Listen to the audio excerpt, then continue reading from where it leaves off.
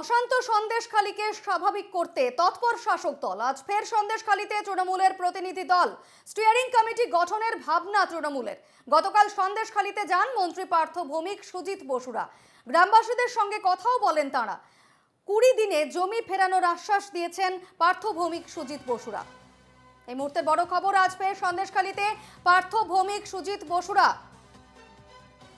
এই মুহূর্তে সুজিত বসু এবং পার্থ ভৌমিক তিনি কি বলছেন শুনবো।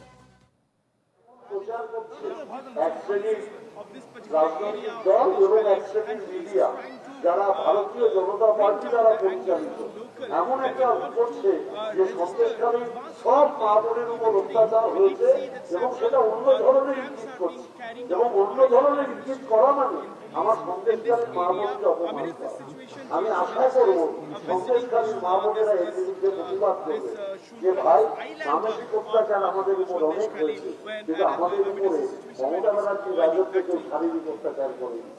আমি এইটুকু আপনাদের বলতে পারি, মমতা ব্যানার্জির রাজত্বে মা বোনেরা কলকাতার রাস্তা, সন্দেশখালীর রাস্তায়, সারা পশ্চিমবাংলার যে কোনো রাস্তায় নির্বিঘ্নে ঘুরে বেড়াতে পারে। এটা একমাত্র মমতা ব্যানার্জির বাংলায় হয়।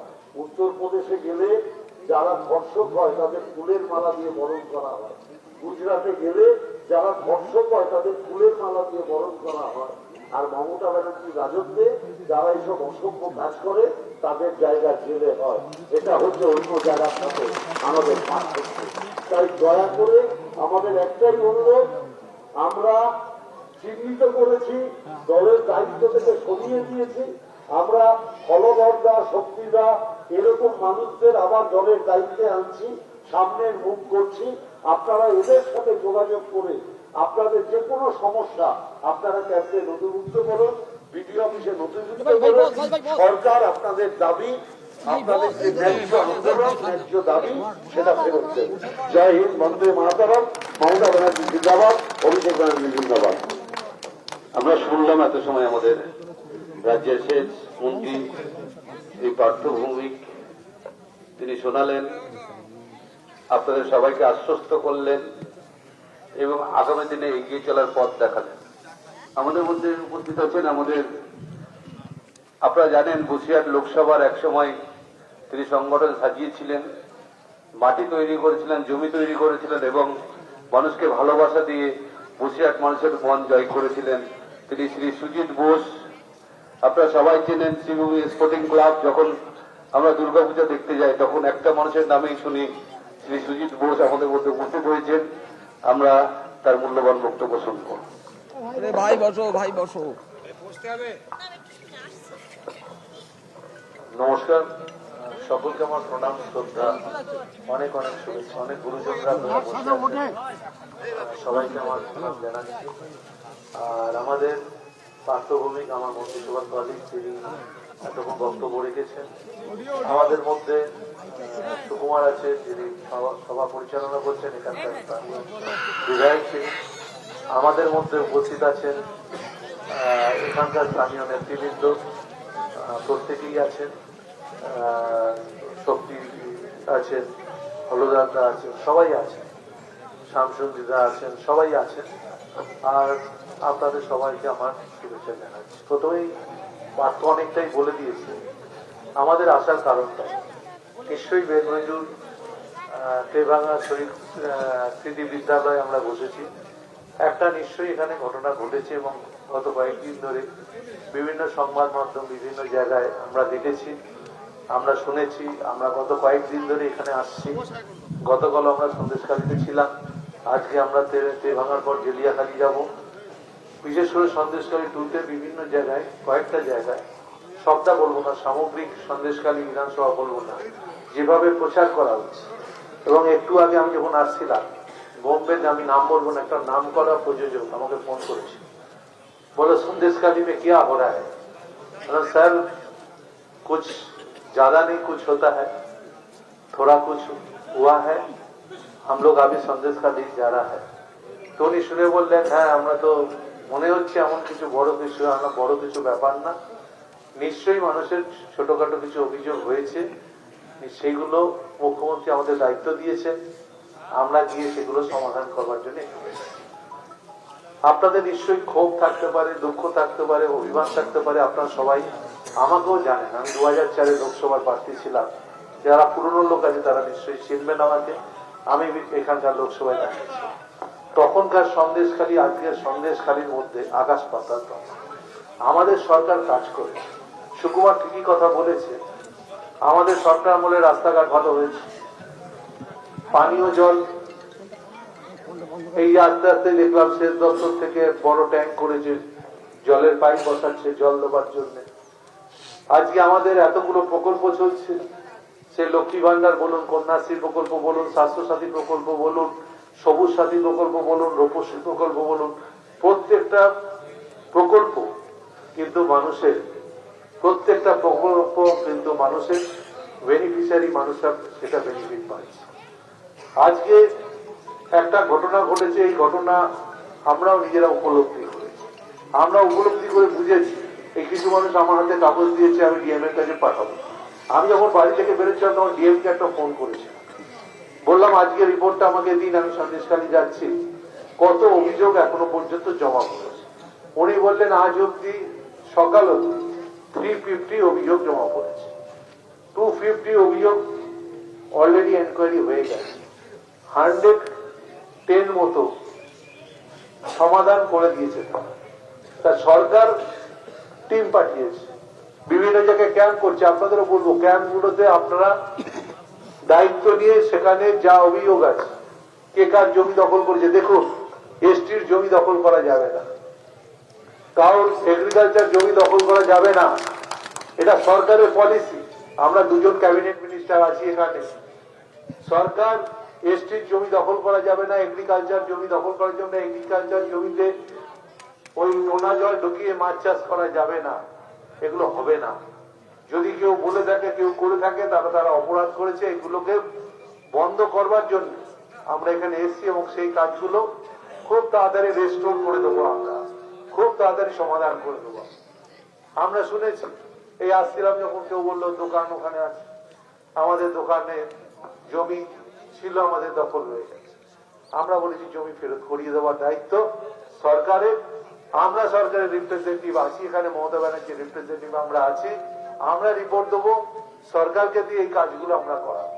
তার কারণ সরকার কখনো চায় না, আমাদের সরকার, অনেকে বলছিলেন যে আমাদের যে সরকারের যিনি প্রধান মুখ্যমন্ত্রী মমতা বন্দ্যোপাধ্যায়, তিনি গরিব মানুষকে ভালোবাসে, গরিব মানুষের জন্য এবং বিশেষ করে মহিলাদের তিনি সম্মান করেন।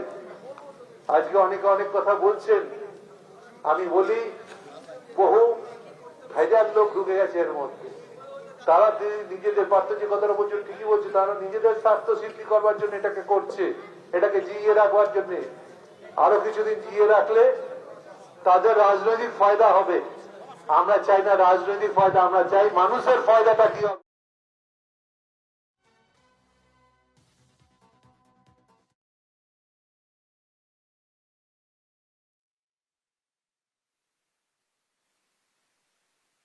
ফ্যাক্ট ফাইন্ডিং টিমকে নিয়ে আসা হলো লালবাজারে, সেই ছবি সরাসরি আপনারা দেখতে পাচ্ছেন এনকেটিভি বাংলায়। এক্সক্লুসিভ ছবি আমরা তুলে ধরেছি আপনাদের সামনে। ফ্যাক্ট ফাইন্ডিং টিমকে ইতিমধ্যে নিয়ে আসা হয়েছে লালবাজারে, সেই ছবি আপনারা দেখতে পাচ্ছেন সরাসরি।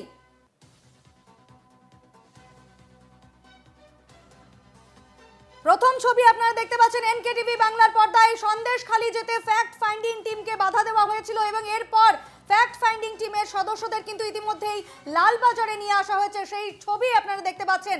কেন্দ্রের 5 সদস্যকে ইতিমধ্যে গ্রেফতার করেছে পুলিশ এবং তারপর তাদের লালবাজারে নিয়ে আসা হয়েছে। প্রথম ছবি আপনারা দেখতে পাচ্ছেন এনকেটিভি বাংলায়।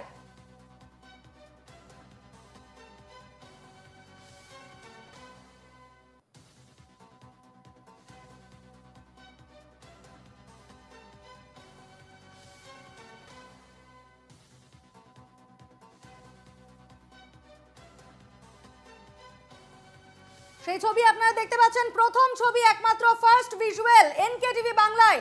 কেন্দ্রের 5 সদস্যকে গ্রেফতার করেছে পুলিশ এবং ইতিমধ্যে তাদের লালবাজারে নিয়ে আসা হয়েছে। আপনারা দেখতে পাচ্ছেন সেই ছবি একমাত্র এনকেটিভি বাংলায়। প্রথম ভিজুয়াল আপনাদের সামনে আমরা তুলে ধরেছি এনকেটিভি বাংলা, সেই ছবি আপনারা দেখতে পাচ্ছেন। ভোজের হাটে বাধা দেওয়া হয়েছিল কেন্দ্রের ফ্যাক্ট ফাইন্ডিং টিমকে এবং তারপর তাদের 5 সদস্যকে আটকে সেখানে তাদের গ্রেফতার করা হয় এবং তারপর ইতিমধ্যে এই মুহূর্তে তাদের লালবাজারে নিয়ে আসা হয়েছে।